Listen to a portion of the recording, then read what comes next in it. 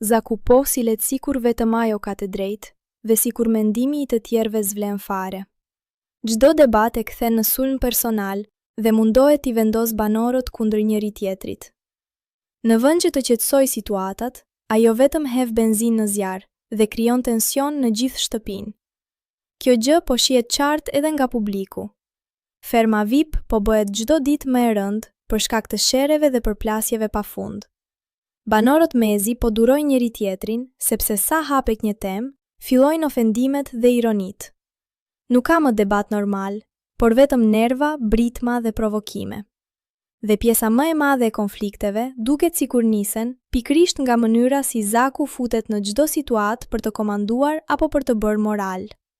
Njerëzit po pyesin me të drejtë, si do shkoj kjo punë deri në fund, sepse nëse vazhdon kështu, s'do mbetet më as respekt mes banorëve.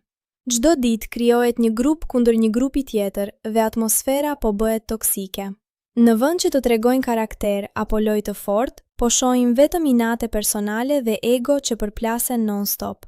Dhe më e keqja është që disa mendojnë se sa më shumë konflikt të bëjnë, aq më shumë do duken. Por publiku nuk është budalla.